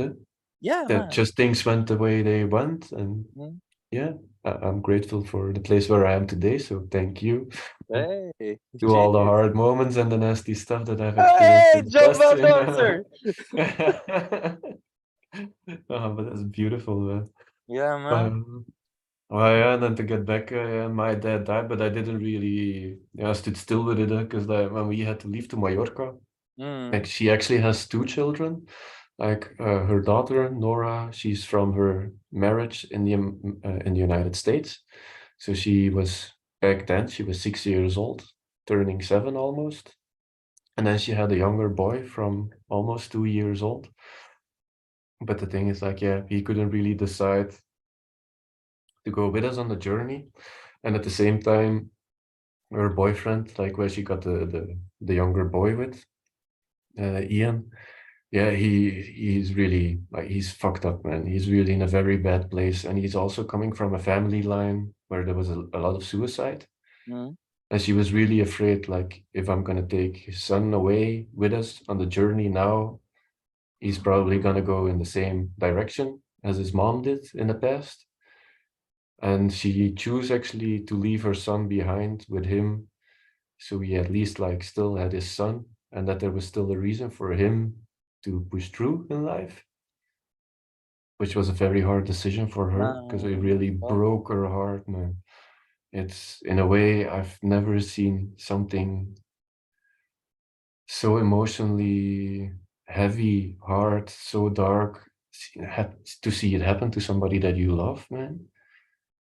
She really, I don't even have the words to describe how it was to experiencing it, to see her go through it as a person that was standing on the side, because you can't help them at all by just only be there and yeah. be there when they needed it.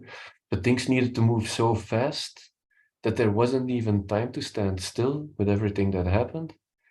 Because yeah, like we didn't really had a job. She just when we left to Mallorca, she maybe a month before she made a decision to go from half-time work with her Akashic record readings and hypnosis and stuff like that. Then she made a decision like, okay, now I'm gonna full time. Uh, she started it in 2018, and then due to the situation, she was forced to go into it full time. And I still didn't have anything from myself. And then we're all of a sudden we're moving to another country with the hope that I could go and work with this guy in Mallorca where we went to. But then it went all sideways over there though, because she was really in a bad place and there wasn't really the space to process the loss of her son in a way. The guy also didn't really uh, Come kept through. kept himself, yeah, to his word as well, to stay in touch and to keep contact on a weekly base. Like he really took that away from her. So like now since she left, she doesn't really had any conversation anymore with her son. I think they had 2 times that they had the opportunity to call, and each time he was really bugging the situation to turn it back into a problem with him instead of really Oh giving the man. space to mom and son to be together and to check in with each other. Mm, So that has been really hard. And then at the same time, when we wanted to move out with the guy in Mallorca, because the work didn't came through like you first promised to, and then all of a sudden we needed to wait for the tourist season, but that was only March, April that it was gonna start, but we were already there from the end of December, you know. It's like, yeah, man, but we're like, we really need to get things moving here because like we have a daughter to take care of and we don't really have mm. money as well. So like something needs to move here. And then he kind of asked us to leave the place. So we were kind of on our own, man. And we went to Airbnbs and booking.com from there on. And then with the little bit of money that we earned, which was often just enough to book ourselves a couple of nights in a place, we managed to find an apartment where we could like book always extra days each day that we wanted to extend. So I think we've been living for 2, 3 weeks after leaving the place, that we really had to like work every day, or like mostly she had to work because I still didn't really had something going on. But along the process, I started to build my website and I was kind of forced into an entrepreneurship because she saw a lot of potential in me with the experiences that I already went through for my whole lifetime, and then with the plans, because the plans already gave me the insight. It's time for you to start working with people, which I didn't see back then as well. When I was still in Peru, like, how do I ever gonna do this even? Mm. And on the internet, I don't want to be on social media. I was just about to close Facebook, Instagram. I just want to get out of all of it. And now I have to go back all the way into it for my profession. So yeah, and that's when we started to do readings together, like playing with cards, and we started to do like a duo service where we like interpretate the readings together, and I started to write them out because I kind of discovered that I'm really good actually with writing, and it is something that comes very natural to me. Mm-hmm. So that's how my profession started a bit out back then as well. But then like you really needed to hustle. Huh? Every day was insecure. Every day it's like you just have to be present today. You don't know what tomorrow is going to be. Are we going to be on the street? Are we going to be sleeping on a cave along the coastline? Or are we going to just be able to book another night and then see what the other day will bring? You know, but then by really getting into this, fully trusting that we started to do what we needed to do and just to do whatever you needed to do, which also included by going all the way through the fears that came along with it. There was no way in denying anymore that doesn't matter how bad the situation becomes to be or how it seems, that by just trusting the process of whatever that you're in, that everything will work out exactly as it need to work out. Maybe not as you want it to work out, but just like what you exactly need. Did it? It did, and even way better than I ever could have imagined in my life. Yeah, is it rolling? Yeah, and it even brought us closer to each other. It brought us closer as a person to ourselves as well. Like I started to trust myself a lot more, my intuition a lot more. I started to perceive the way that I'm actually getting guidance from the trees that I already drank.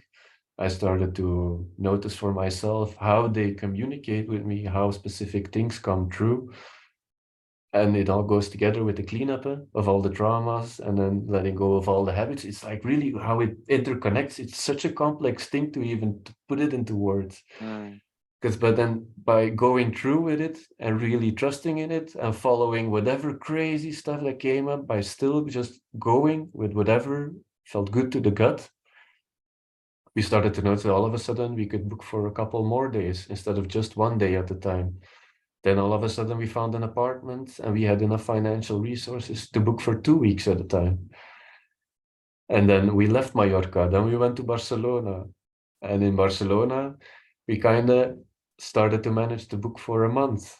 I managed to get myself a weekend off and book an extra place where I could go and relax 3 days and calm down and like settle with everything that was happening. And it's like this, our whole journey through Spain continued to grow actually in a way that we always managed to secure more and more and more set of time. So we would have a lot more space and time in one place to go deeper in ourselves and to do more of the work and develop our business. At the same time, while we were raising a kid who was also like very heavy autism and lots of traumas from the past to deal with. So it was like very deep personal work. How do you start your own business by yourself as an entrepreneur? How do you start your own family? How do you integrate all your lessons from your Uh, plant medicines? Oh yeah, you and don't you had a forget your plate full, yeah? well, yeah, yeah, and it was everything at the same time. There was nothing separated, or now you do this, or now you do that. It's like going to school, and just in one lesson where you're supposed to get like English, or you're supposed to get like math. It's like no, okay, but like today we're gonna learn English while we're doing math, and at the same time, like yeah, just draw a nice picture with your toes, you know, or something Uh, like that. yeah, yeah, yeah, yeah. So it was a really wicked journey, man, and it really brought us to the point that we had to strip everything away from our identity that we actually believed to be our identity. Like everything that from our ego or our mind that we created, like I need all these elements, or these elements define who Nick is or who Deborah is.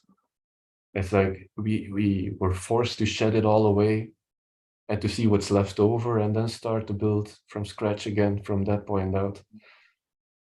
And that's what brought us here today, you know. But then we've been traveling through Barcelona, and then from Barcelona we went to Peníscola. In Peníscola we stayed for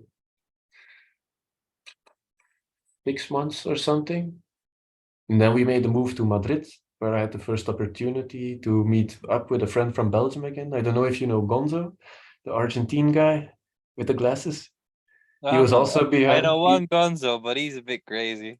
But he was also at the bar at the last festival of Lost Theory in Spain. Oh, cool. When I was working at the bar, he was also one of the guys in my crew with the Oh, glasses, like a very skinny dude, I very know active. Miguel. And no, he's a lovely person as well.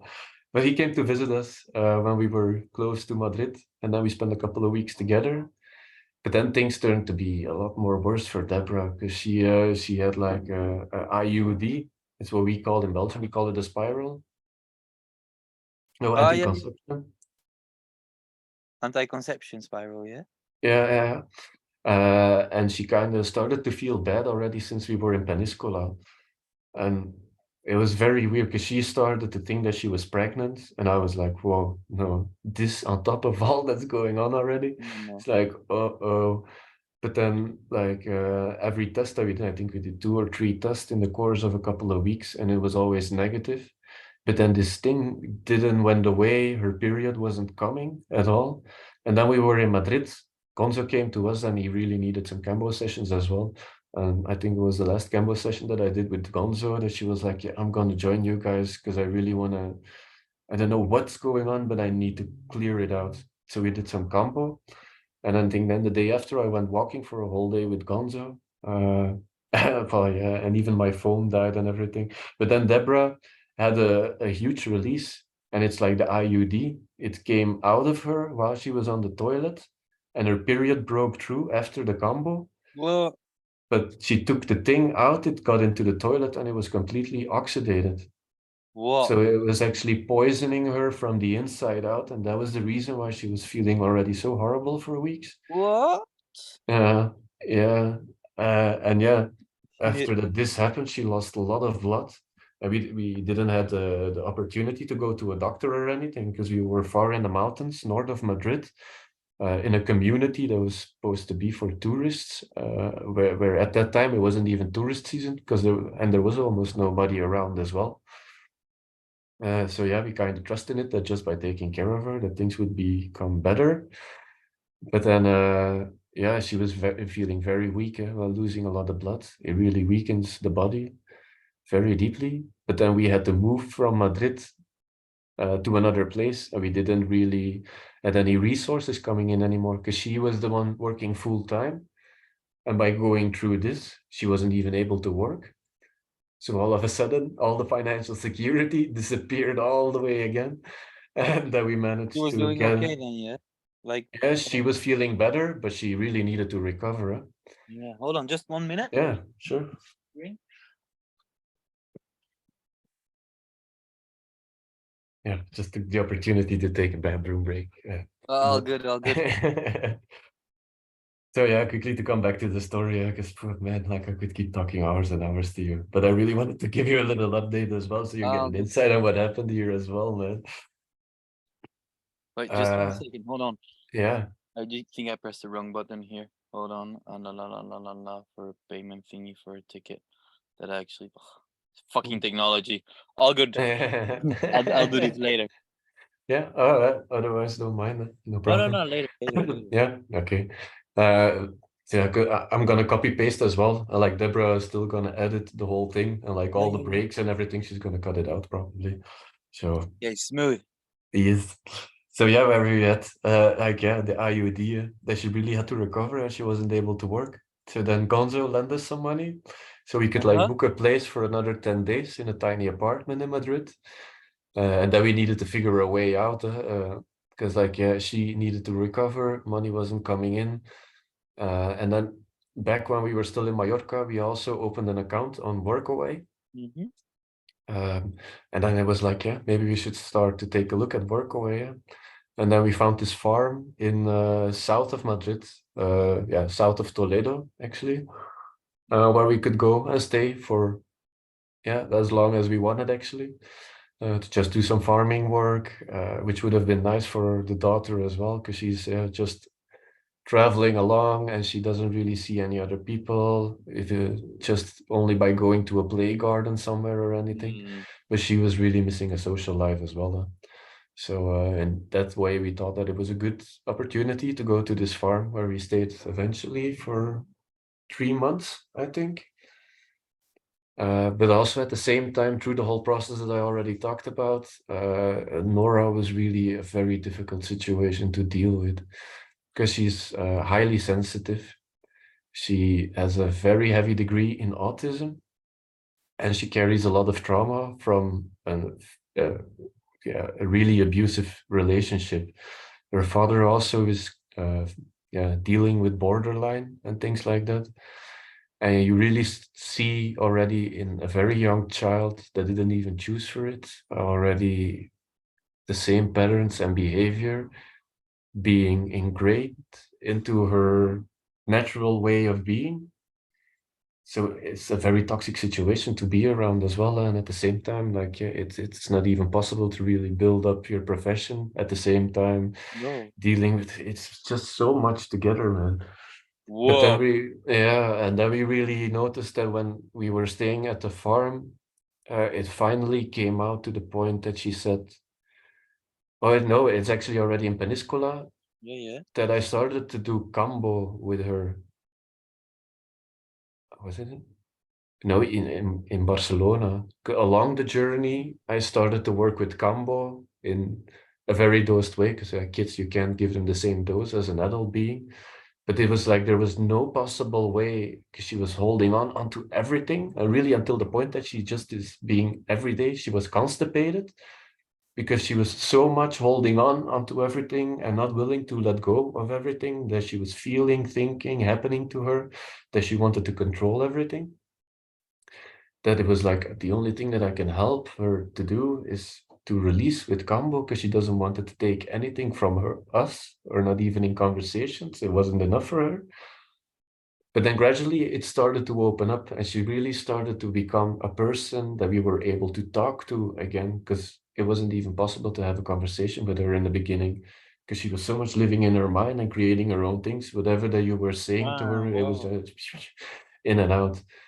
But then by working with Cambo, it really, over time, it helped her to release a lot of stuff. And then on the farm, we came to the insight that she was actually already, since she arrived in Belgium, which was for her then around 3 years that she lived in Belgium after her life in the United States, that she actually never wanted to be there. And she always wanted to be back in America. And she actually doesn't like it here in Europe and so on. And she misses her grandmother and she misses her I said she dad. couldn't And realize it for herself, yeah? but this That's is crazy. For an 8-year-old. an 8 year old, you Man. know. But yeah, and then back then she was still 7. So it was actually, she turned 8 in October when we were Yeah. living in the house that we are living today now. But then it came out, and then we actually started to plan it last summer. Like, okay, but if you really want to go back to America, well, let's reach out to your family, because she was already corresponding, or like, yeah, sending emails with her dad in and out from prison, and also with her grandmother, that she stayed up to date, like on a weekly basis, that they emailed regular, because like, yeah, Deborah found it always important to maintain contact, that she wouldn't yeah be a stranger to the family in America as well, you know. So yeah, from there on we started to plan her way, that she could go to Arizona, and then we had something like, okay, we wanted to build our business and we wanted to go to Peru again to start our family in Peru, and to really build our nest over there. Hmm. Um, but then now the objects from the schedule or the plan changed a little bit, so now we first needed to get her to It Arizona. probably is gonna change like a million more times, my friend. It is, it is, it is, it It is. is. But it's like you always need a goal somewhere so you can Yeah, have yeah, a yeah. focus in life and a direction to navigate it. And then you take along, of course, whatever comes along the journey or the road, you know. But then, yeah, now we worked our way to getting her to Arizona, and it's actually, she just recently left to Arizona. What is it? It's almost 2 weeks ago. Tomorrow is 2 weeks ago that she left with the plane. Uh, so yeah, it's a You big all right? change. Yeah, for me, I'm quite okay with it. In the beginning, it was a little bit weird, and I was surprisingly emotional at the moment that she was leaving. But I also have to stay strong because, like, my wife, she's really having a hard time with it. Hmm. Although that I believe that she's doing very well, because she's really seeing things for what they are as well, and she is allowing the emotions. she's not pushing it away, or she's not trying to avoid feeling everything by running That's away cool. and work or being busy. That's real cool. Hmm. So yeah, and then now the thing is like, yeah, after this whole journey, man, and this is really like everything in a nutshell, it's almost impossible to really explain you all the details in such a No short need. time. uh, that we really developed ourselves into who we are today. I really discovered what I really wanted to do as well with my business, which I've been like now in the past week, I've been rebuilding my website completely from scratch. And it's even like by just reading the website again that I built back in January when we were still in Mallorca, like I could just read it in my website how insecure that I was and how that I Yeah. didn't even do what I wanted to do, and that it wasn't even clear to me for myself, and it's beautiful to see the results in my website now today, that I really know what I want to do and where I want to go and how I want to implement it. You know uh, what image I get to mind as well, and I feel that with you as well. You know, there's like this little point, this bow, this point where we are right now. It all, well, where it used to be, it all gets pulled apart, and like things change. And this little mind of yours wants to grasp it all and understand, and it's too much. And then uh-huh. after a while, finally, it fits It's back in some strange way. It just fits, and you're back. indeed, yeah, that's exactly how it feels, man. A whole different puzzle, a Uh-huh. whole lot more. Yeah. And in a way, also just being happy with the present. There is no feeling of need to control. There is really like we developed No, so much trust in whatever no, process you're going through. man, I had to Everything need is to control and exactly. to understand everything, man. Uh, but there Let is it also go. no point. Like you can't always understand everything. Nah, it's too much for Our, the mind, man, especially someone else's mind. uh-huh. Learn to trust, learn to let go, learn to know that not everything's fucking perfect, man. Why would it be? Well, otherwise there's nothing to learn. Huh? Yeah, And what then kind we're of boring back on the life? dark side. Love it. Yeah. Well, you love it. Definitely, man. Yeah, That's what man. it needs to be. Like, love it in every aspect. Ah, Jesus. But then, yeah, it was a couple of months that I did another dieta with the olive tree here in Yeah, Spain. Oh, man, that's like this tree. really? It's a teacher of Olive. harmony, discipline, and longevity. And I would say, like, during my dieta, it gave me actually the recap on everything that we did since I left the jungle until like now a couple of months ago. Getting really from this boy living in the jungle, his solo life, but still feeling like in his 20s and like not really having an adult feeling about myself.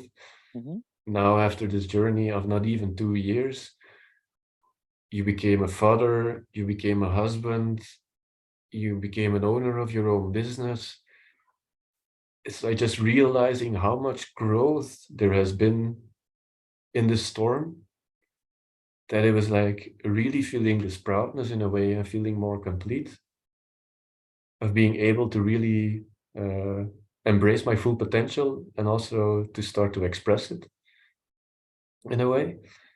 And then at the same time, I still had the feeling that my work was incomplete because I was still like, yeah, plants, it's wonderful, but I was still missing an element because it all felt like mental and energetical work in a way, but I was missing my body, man. Like I used to do way more sport in Belgium. I was always going around with my bike, the parties or heavy bar work as well. Even if you're at a party, like, or you're dancing and you're running in the bar, and like there's Mm-hmm. always lots of stuff with the body going on, Yeah. the ground. And now it was all already for more than a year, just mental and energy work.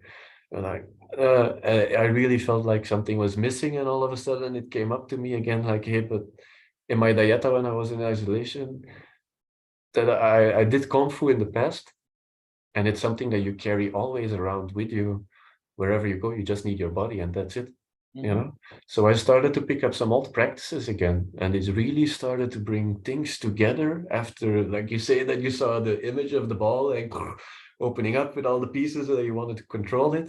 Like Yeah. that was actually the glue that really brought it all together again, but in a comfortable Yeah. way. And in a way that I could like ground myself in whatever crazy shit that was already going on. Mm-hmm. And I've Sport never growth, felt, man. yeah, and I never felt so grounded as that again, actually. And then, yeah, see, I came to the point that I told you a while ago that I was checking out the Shaolin Temple in Europe Mm-hmm. with the guy that's really known on the internet now, Shi Hengyi, the Shaolin master from Germany that is giving his talks and his free lessons online and things like that. But he kind of got me back into doing Qigong and giving me some new material to work with to really ground whatever that I needed to integrate after the dieta. Mm-hmm. And then out of a sudden, like also without really looking for it between all the things that I was checking from him and yeah, the things that I was following, there was this temple in China that popped up in Yunnan. Okay. And it's a traditional Shaolin temple as well, but one of the only that really takes in foreigners into the traditional Chinese way of Kung Fu, of Shaolin Kung Fu. And yeah, I kind of reached out to them, and yeah, it really felt amazing, man. It's like it really invigorated a very old fire in me that I thought that wasn't present anymore. You gonna go? Yeah, I'm already in actually. Oh, Yeah, because when? they developed an online program where they actually prepare you. Because like the bridge is big, and if you go to the temple, it's 9 hours a day. I think 5 or 6 days a week that you train 9 hours a day, Wow. non-stop. But I come from a place where after Corona, there was not too much sport anymore, and our No, job, no, no. everything is sitting down and just Ah, behind you'll the manage. computer. It's flowing. You'll manage. Uh-huh. Well, Keep me updated though so if you have internet there. I don't know if you're gonna, but I'm just very uh-huh. very excited to hear about your journey there. Well, yeah, I joined them. Like I first started now with the basic stances because I really wanted to get my uh, foundations right again. So now I've been just practicing with the 5 basic stances to build up my strength and my muscles again until the point that I'm actually able to join their online discipleship. But if you join the online discipleship, you also get a Chinese medicine with it, but in the holistic, energetic way, like working with the breath, working with Yeah, acupressure points, yeah, yeah, yeah. and also how to apply the Shaolin philosophy and the Taoism from their Right. traditions into Time to your daily expand your life. skill book. Yeah, and that's where the point came in. But this is what I was missing from my work. Like I already have this energy work, I already have this mental work with plants. But if there is one thing that I always missed in the jungle, then it was how do I imply my body to all this work? Yeah, How kind of do I help rational, people right? that are too much in their mind? How can I help them to come down again? Yeah, put your And feet that's back on when the ground. Shaolin Kung Fu came back into my life now. So now I'm getting into the discipleship, and it's like every year they have a graduation, and I think it's at the end of my first year, I can do my exams, and then I get my first do one if I complete them very well. But I'm not so doubtful about it because things are going really good with my training. And then in the second year, you have your second do one, and it's after that you're actually really, really full on ready to join them in the temple and to go and train with them. And then you're actually officially branded under the traditions as 36th generation in their Shaolin style. So it will say that I really will be like a heritage of the temple, of the traditions that they hold there. They're also recognized by the Wushu Federation, the International Wushu Federation, with this the big community of Kung Fu. So if you're recognized by all those things, like I'm originally a descendant then from the temple and the knowledge that they hold there, and I can, or like I'm allowed to officially pass it on. So I can even open my own school. I can apply it into my coaching and healing sessions because I'm just, yeah, one of the monks over there that's training and opening his own platform to Well, continue you already spreading the have the knowledge. hair for it. It is. It is. And Yeah, yeah, I think it's like really right into the interesting. puzzle. Yeah, well, it started to fall out with all the stress and all the children things and stuff, man. Hmm. Like, yeah, I can believe how much stress you get that your hair just falls out, man. I Yeah, really started man. to have like gaps and holes, and like It here it all was like rebels of age too. It looks good anyway. Fuck it. thanks, man. So yeah, but really, like, yeah, that's kind of our story in a nutshell, man, from the past time. Well, not to crack, eh? Yeah, indeed. But then now with the daughter gone, things are a little bit weird still in the house, but we have so much more space. We're really building up very good things. Um, and yeah, now we can finally start to think about Peru again, to work our Who way. knows what's behind the corner? Mm-hmm. Keep It me is, it is, posted. it is.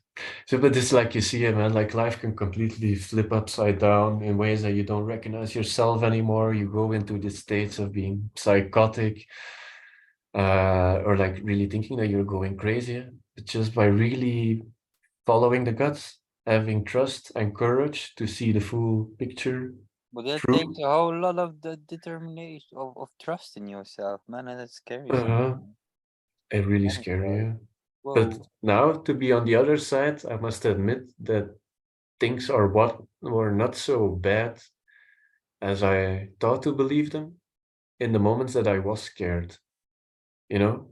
not And same. it wasn't such a big fuss at all No, but man, it at was the huge. end. Felt huge. Like Mm-hmm. there was It is, all huh? this energy moving and whoa and all this build up crap I had there. But it is huge also, huh? It's I like did you, yeah, I did EMDR therapy as well. you mentioned, yeah. It's Uh, fucking good, man. do you like to elaborate a bit on it? Yeah. I'll quickly go through it. Like it's crazy because I would recommend it to a whole lot of people dealing with trauma. Um, it's simple. There's a whole lot of storage of trauma in one part of the brain, and it's not easy to how would I say, if you go through it, to put it in storage. Um, like to transfer it from one weight of the brain to another where it can sit safe as a memory but not have the emotional load anymore is not easy, and Mhm. this science reaches out to where words are not enough. So you can go to the psychologist and talk through all this stuff, but this is just basic science, and this is crazy. Like Mhm. I sat there and I was just didn't have much of a talk. I was just staring at this little pointer, and it focuses on some place where your eyes are watching, and you just stare at it for an hour. And man, after that I went straight back into trauma. In out, in out, in out, like it's fucking sinus wave, like the roller Wow. coaster that it is. And that was apparently like a normal reaction. And now after that I still remember all the trauma and all that crap, but the emotional load is has been taken off of certain things, which feels really good. Life quality has gone up massively. Well, that and takes a lot of gut and soul work as well. But like for people having a hard time like going through it, and sometimes you can really understand, but the emotional load is just sometimes too big. EMDR therapy Mm-hmm. is really spot on. I would highly recommend. All right. Yeah. Really interesting. Yeah, but there is no other way than really feeling the full experience again from the things that you've pushed down. If it No, is trauma, man.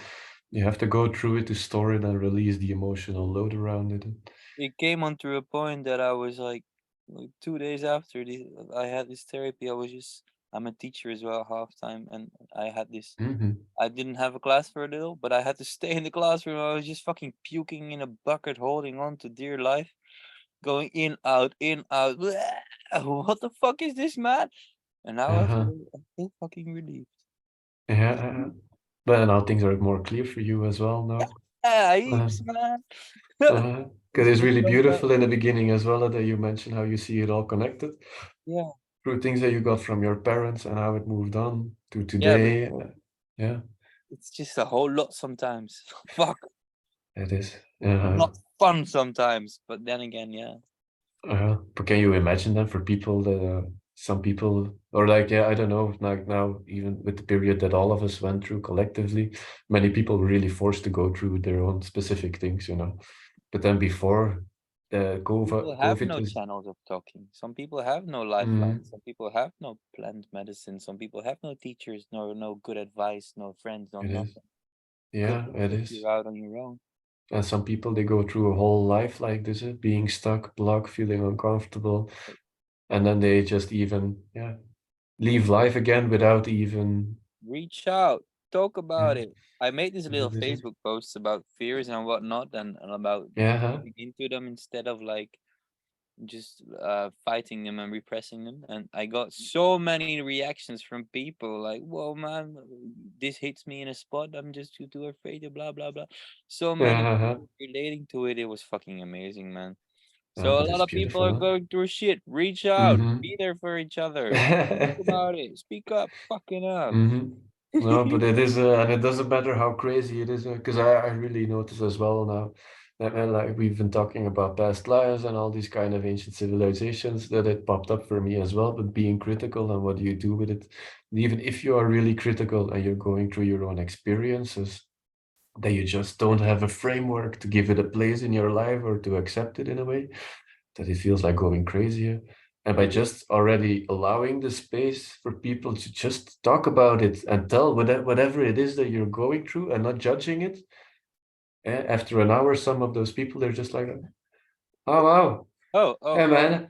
Like, I'm glad, thank you for listening. And just Yeah, like, I man. already feel way greater now, and that you If you don't have to judge me jump as a in crazy life guy. while that's still cruising around and act normal, Uh-huh. But There's yeah, no but way people that's are gonna be very, transmitting. it is, but people are very judgmental around those topics as well. Like Yeah. even I was, if I just take back the way that I was in the beginning, that I came back to Belgium, yeah, to connect with the lady here.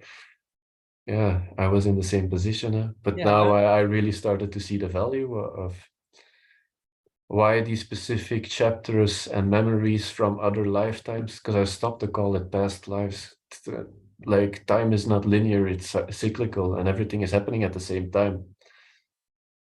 So in a certain way, I saw this in my dieta, is that when you're going through a specific experience and it connects to a memory, that if you would see, it's almost like they're parallel on top of each other.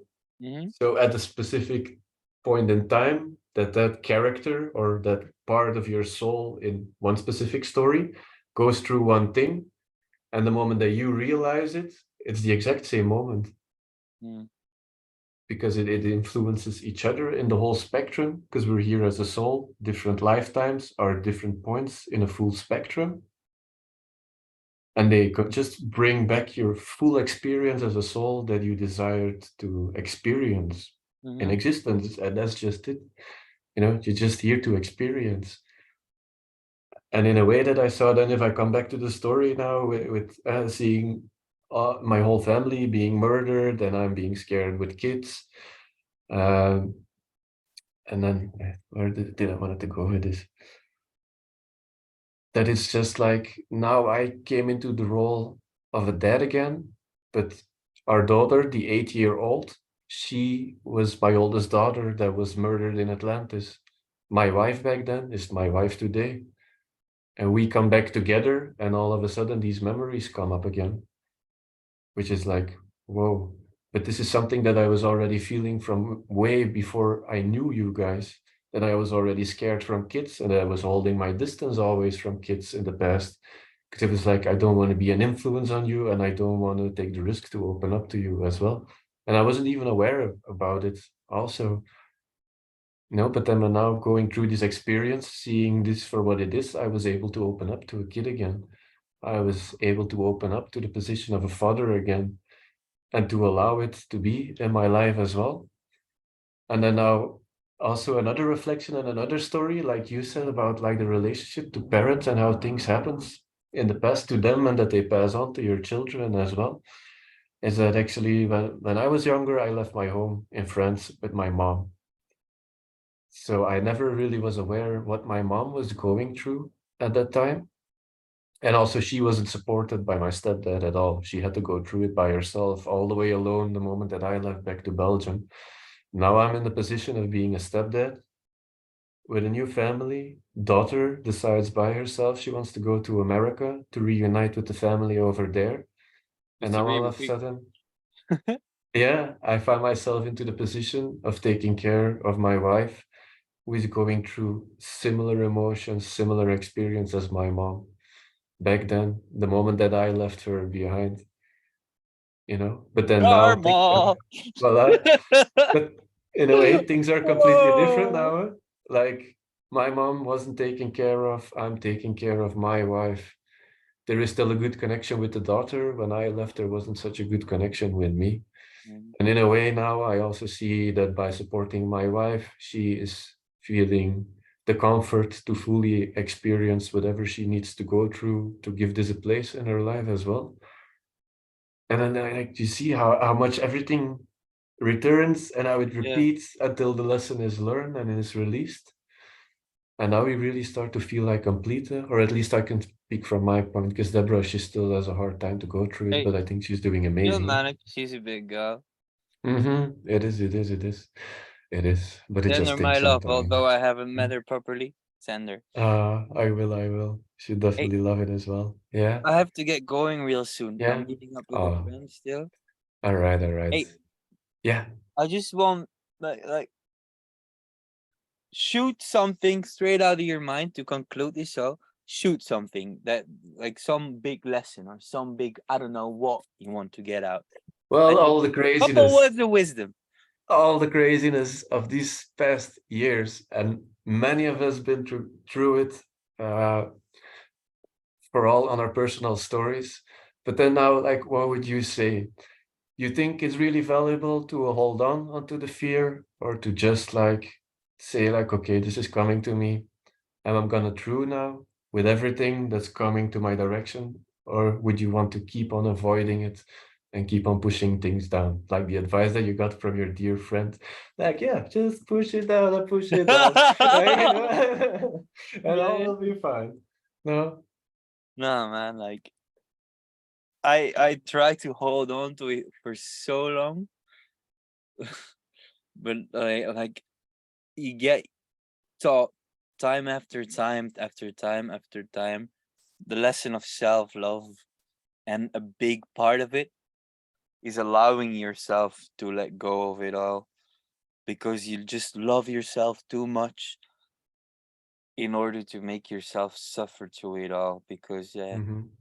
there's no way of controlling the whole world around you. You only have your own. um so yeah, I'm really glad that I let go. Mm-hmm. Bit Yes. afraid of what's around the corner, but it's just keep it It's coming. beautiful, huh? And Because it's the now to next see as well. Yeah. level, fucking hell. But it's beautiful, and now that we actually both actually spilled a bit about the darkness that we face, now you can really see, and it's something that got me to the idea of having actually an episode with you, is that we both saw it on definitely on the psytrance parties in the past as Yeah. well. There's all these people that being attached to, oh no, only the positivity and the light and the Through love, that shit. and then so now you see you need the full experience, man, to really Yeah, feel man. complete again, huh? And that there is nothing horrible about it. No But life also without the like, dark. don't bypass the darkness, because it will definitely kick you in the ass sooner or It's later. fucking gorgeous, all that darkness, man. It is it's Hey, a it was fucking cool grateful. talking to you, man. I'm glad we had a proper Awesome. chat. It is, it is, it is. It would be lovely to catch up more often, man. Like Yeah, always man. welcome, man. Yeah. Happy to.